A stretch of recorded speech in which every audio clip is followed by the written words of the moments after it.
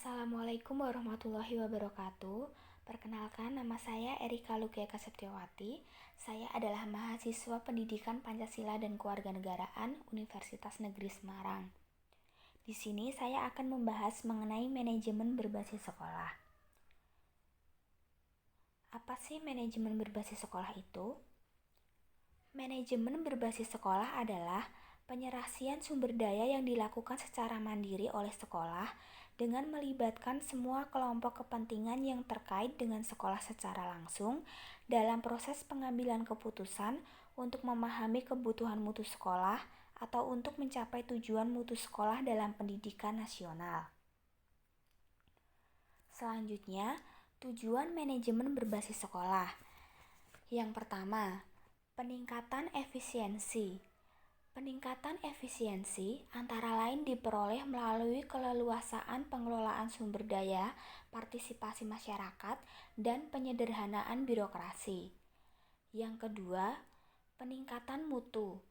Peningkatan mutu antara lain melalui partisipasi orang tua terhadap sekolah, fleksibilitas pengelolaan sekolah dan kelas, peningkatan profesionalisme guru dan kepala sekolah. Dan yang ketiga, peningkatan pemerataan. Peningkatan pemerataan antara lain diperoleh melalui peningkatan partisipasi masyarakat yang memungkinkan pemerintah lebih berkonsentrasi pada kelompok tertentu. Selanjutnya, manfaat penerapan manajemen berbasis sekolah. Yang pertama, manajemen berbasis sekolah dapat memahami keahlian dan kemampuan orang-orang yang bekerja di sekolah.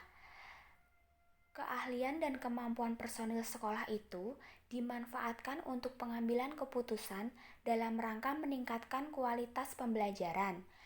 Keahlian dan kemampuan personil sekolah dihargai yang selanjutnya menimbulkan rasa percaya diri. Yang kedua, meningkatkan moral guru. Moral guru meningkat karena adanya komitmen dan tanggung jawab dalam setiap pengambilan keputusan di sekolah. Keadaan ini diharapkan dapat mendorong guru untuk mendukung dengan sepenuh tenaga dalam mencapai tujuan dan tidak berusaha menghalang-halangi peningkatan pencapaian tujuan tersebut. Yang ketiga, keputusan yang diambil sekolah memiliki akuntabilitas. Hal ini terjadi karena konstituen sekolah memiliki andil yang cukup dalam setiap pengambilan keputusan. Akhirnya, mereka dapat menerima konsekuensi atas keputusan yang diambil dan memiliki komitmen untuk mencapai tujuan yang diterapkan bersama. Yang keempat, menyesuaikan sumber keuangan terhadap tujuan instruksional yang dikembangkan sekolah. Keputusan yang diambil pada tingkat sekolah akan lebih rasional karena mereka tahu kekuatannya sendiri, terutama kekuatan dalam bidang keuangan. Selanjutnya, konsep dan prinsip manajemen berbasis sekolah. Yang pertama, otonomi.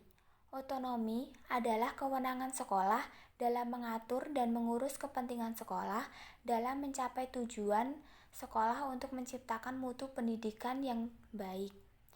Yang kedua, kemandirian.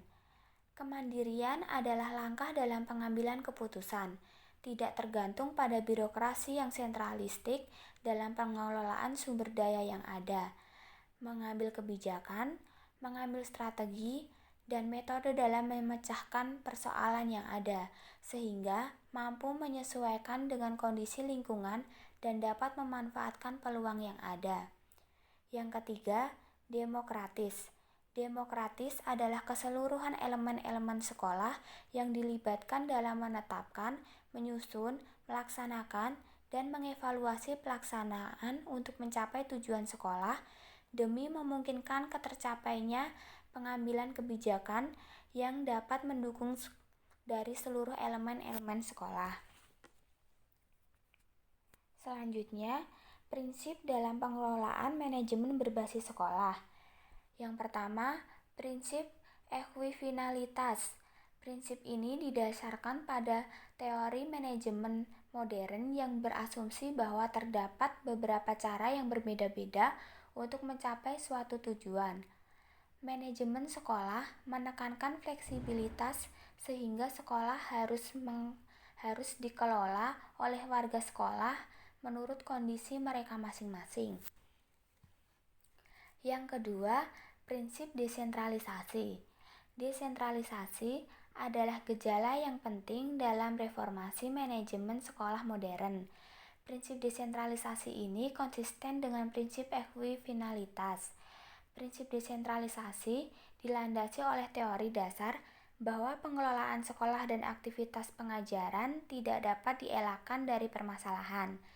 Pendidikan adalah masalah yang rumit dan kompleks sehingga memerlukan desentralisasi dalam pelaksanaannya. Yang ketiga, prinsip sistem pengelolaan mandiri. Prinsip ini terkait dengan prinsip sebelumnya, yaitu prinsip ekuifinalitas dan prinsip desentralisasi. Ketika sekolah menghadapi permasalahan, maka harus diselesaikan dengan caranya sendiri. Sekolah dapat menyelesaikan permasalahan bila telah terjadi pelimpahan wewenang dari birokrasi di atasnya dan ke tingkat sekolah. Yang keempat, prinsip inisiatif manusia. Berdasarkan prinsip ini, maka manajemen sekolah bertujuan untuk membangun lingkungan yang sesuai untuk warga sekolah agar dapat bekerja dengan baik dan mengembangkan potensinya. Oleh karena itu, peningkatan kualitas pendidikan dapat diukur dari perkembangan aspek sumber daya manusianya. Prinsip ini mengakui bahwa manusia bukanlah sumber daya yang statis, melainkan dinamis. Selanjutnya, komponen manajemen berbasis sekolah. Yang pertama, manajemen kurikulum. Manajemen kurikulum merupakan kegiatan yang dititikberatkan kepada kelancaran pembinaan situasi belajar mengajar. Kurikulum adalah segala pengalaman pendidikan yang diberikan oleh sekolah kepada seluruh anak didik, baik dilakukan di dalam maupun di luar kelas. Yang kedua, manajemen kesiswaan. Manajemen kesiswaan adalah penataan dan pengaturan terhadap kegiatan yang berkaitan dengan peserta didik, mulai masuk sampai keluarnya peserta didik tersebut dari sekolah.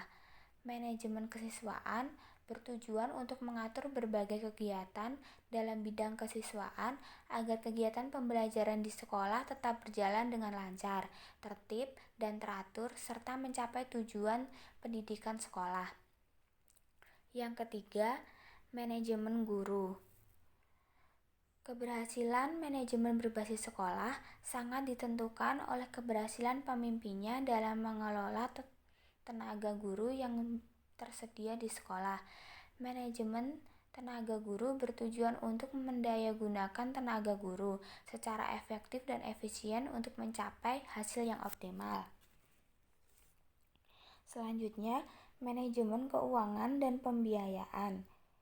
Keuangan dan pembiayaan pada suatu sekolah merupakan komponen produksi yang menentukan terlaksanakan kegiatan-kegiatan pada belajar mengajar di sekolah bersama komponen-komponen yang lain.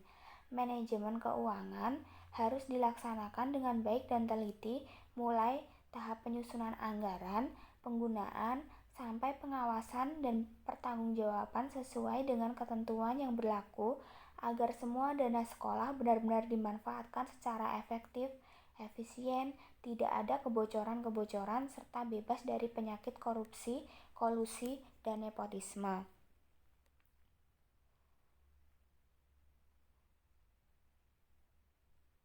Yang kelima, manajemen sarana dan prasarana pendidikan. Sarana dan prasarana pendidikan adalah peralatan dan kelengkapan yang secara langsung dipergunakan untuk menunjang proses belajar, khususnya proses belajar mengajar seperti gedung, ruang kelas, meja kursi, serta alat-alat dan media pembelajaran. Adapun yang dimaksud dengan prasarana adalah fasilitas yang secara tidak langsung menunjang jalannya proses pembelajaran. Kegiatan manajemen sarana dan prasarana meliputi perencanaan kebutuhan, pengendalian sarana dan prasarana, pemeliharaan sarana dan prasarana, dan pengawasan sarana dan prasarana. Selanjutnya,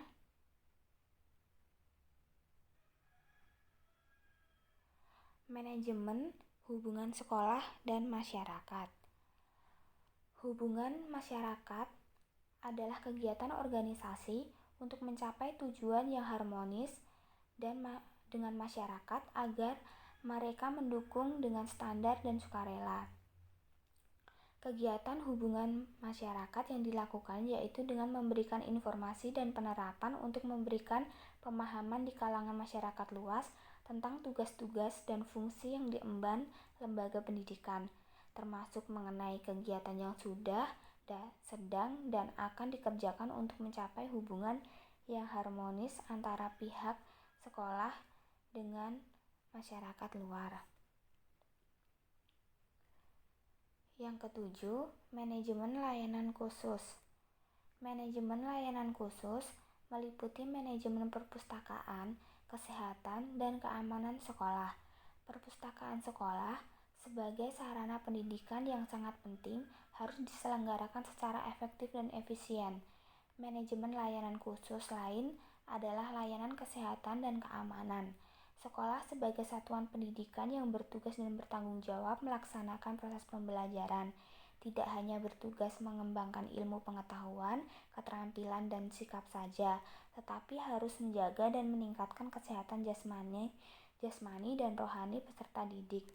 Di samping itu, sekolah juga perlu memberikan pelayanan keamanan kepada peserta didik dan para guru yang ada di sekolah agar mereka dapat belajar dan melaksanakan tugasnya dengan tenang dan nyaman.